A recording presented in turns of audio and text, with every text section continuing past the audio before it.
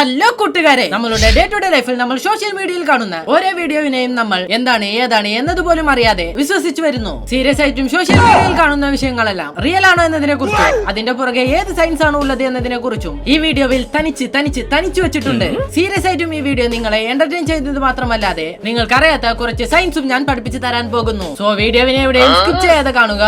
എന്റർടൈൻമെന്റിന് ഞാൻ ഗ്യാരണ്ടി. ആദ്യം നമ്മൾ കാണാൻ പോകുന്നത് ഓർഫിഷിന്റെ കഥയെ പറ്റിയാണ്. 2025 സ്റ്റാർട്ടിംഗ് മുതൽ കൂടുതലായ ഓർഫിഷുകൾ കടലിൽ നിന്നും പുറത്തോട്ട് വന്നിട്ടുണ്ട്. ലിറ്ററലായി ഇത് പുറത്തോട്ട് വരുന്നത് ഒരു ബാഡ് സൈൻ ആയി എല്ലാവരും കരുതുന്നു. അതിനെ ഓർഫിഷ് എന്ന് പറയുന്നതിനേക്കാൾ കൂടുതൽ ഡൂംസ്റ്റേ ഫിഷ് എന്നാണ് അറിയപ്പെടുന്നത്.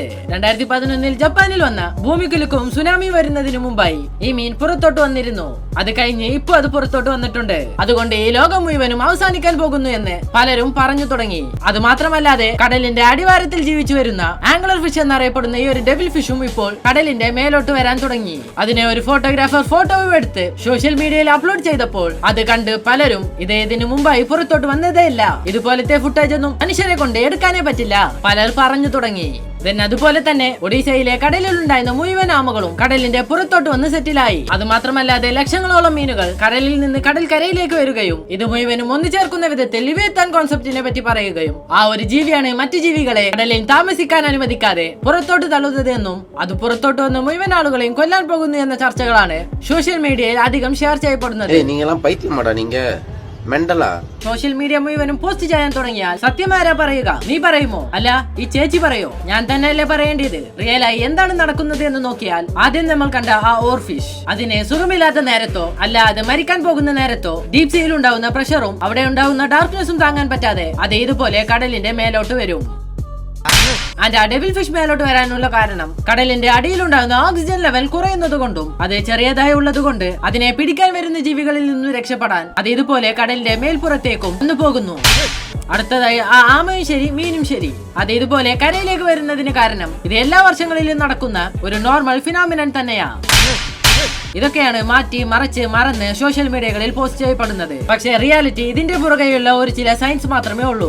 നീ പറഞ്ഞ 2025 ടർക്കിയിലെ ഒരു കടലിന്റെ മേൽപ്പുറം ഇതുപോലെ യൂഷ്വലായി ഇല്ലാതെ ബോക്സ് ഷേപ്പിൽ കാണപ്പെട്ടിരുന്നു. അതിനെ വീഡിയോ എടുത്ത് സോഷ്യൽ മീഡിയയിൽ അപ്ലോഡും ചെയ്തിരുന്നു. പക്ഷേ കടലിന്റെ അലകൾ ഒന്ന് ഹൊറിസോണ്ടലായി ഉണ്ടാകണം അല്ലെങ്കിൽ വെർട്ടിക്കലായി ഉണ്ടാകണം. രണ്ടുമല്ലാതെ ഇതെന്താ ചെസ് ബോർഡ് പോലെ ഉള്ളതെന്ന് ഇതുകൊണ്ട് ലോകത്തിൽ പല നാശങ്ങൾ ഉണ്ടാകാൻ പോകുന്നു എന്നും സോഷ്യൽ മീഡിയകളിൽ വൈറലായി. പക്ഷേ റിയാലിറ്റി എന്താണെന്ന് നോക്കിയാൽ ഇതും കടലിൽ നടക്കുന്ന ഒരു റെയർ ആയ ഫിനോമിനൻ തന്നെയാ. ഇതിന്റെ കാരണം രണ്ട് കടലുകൾ ഒന്നോടൊന്ന് ചേരുമ്പോൾ അവിടെ ഗ്രേറ്റ് ഗ്രിഡ് വേവ്സ് എന്ന അലകൾ ഉണ്ടായി അത് ട്രാവൽ ചെയ്യും. പക്ഷേ ഇവിടെ വിശ്വസിക്കാൻ പറ്റാത്ത ഒരു വിഷയം എന്താണെന്ന് വെച്ച് നോക്കിയാൽ ഈ ഗ്രിഡ് വേവ്സും അല്ലാതെ ഡേഞ്ചർ തന്നെ. ഇതുപോലത്തെ വേവ്സ് എല്ലാം ഭയങ്കര സ്ട്രോങ് ആയിട്ടുണ്ടാകും. അതുകൊണ്ട് അതിൽ പോയി നമ്മൾ അറിയാതെ കുടുങ്ങിയാലും അവിടെ നമ്മുടെ ജീവൻ നമ്മളെ വിട്ട് പിരിയും.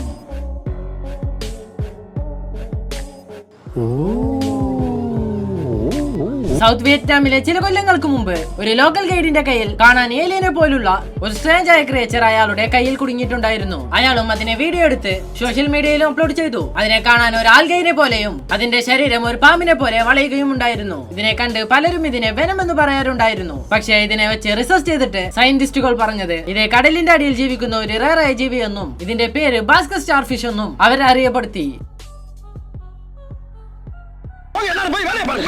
കഴിഞ്ഞ ഫെബ്രുവരി മാസം 2025 ഗൾഫ് ഓഫ് അമേരിക്കയിൽ ഒരു വിചിത്രമായ വിഷയം നടന്നിട്ടുണ്ടായിരുന്നു. ആ കടലിന്റെ മുകളിൽ പറന്നുകൊണ്ടിരുന്ന വൾച്ചർസ് എല്ലാം ഒരേ നേരത്തിൽ കടലിലേക്ക് വീണ് കാണുന്ന എല്ലാവരെയും ഭയത്തിൽ ആഴ്ത്തിയിരുന്നു. ആ വഴിയിലൂടെ യാത്ര ചെയ്ത ഒരു ഫിഷർമാൻ മാത്രം അവിടെ ജീവനോടെ ഉണ്ടായിരുന്ന വൾച്ചർസിനെ അയാളുടെ ബോട്ടിൽ കയറ്റി അതിനെ എടുത്തുകൊണ്ടുവന്ന് റിസർച്ച് ചെയ്യാൻ കൊടുത്തപ്പോൾ അവർ എടോ പോടോ ഇതൊന്നും പുതിയതല്ല, വർഷങ്ങളോളം ഇത് നടന്നുകൊണ്ട് തന്നെയാണ് വരുന്നത് എന്ന് കാഷ്വലായി ബദൽ പറയുകയും ചെയ്തു. റിയലായി ഇത് നടക്കാൻ കാരണം അവിടെ ഉണ്ടാകുന്ന വെതർ ചേഞ്ച് മാത്രമാണ്. വൾച്ചേഴ്സ് എന്ന് വെച്ചാൽ അത് പോകുന്ന വഴിയിലൂടെ തന്നെ നേരെ പോകുന്ന ഒരു പക്ഷിയാണ്. ഇതിനെ കൊണ്ട് ട്രാവലിംഗ് സമയത്ത് അതിന്റെ എനർജിയും കമ്മിയാകും. സോ വെതറിൽ സഡൻ ആയി ചേഞ്ച് നടക്കുമ്പോൾ അതിന്റെ എനർജി എല്ലാം കഴിഞ്ഞ് അത് ഇതുപോലെ താഴോട്ട് വീഴുന്നു.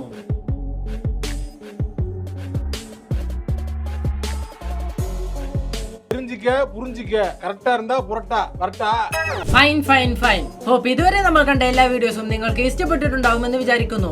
സെയിം ഇതുപോലെ തന്നെ പല റൂമറുകൾ സോഷ്യൽ മീഡിയകളിൽ ഷെയർ ചെയ്യപ്പെട്ടിട്ടുണ്ട്.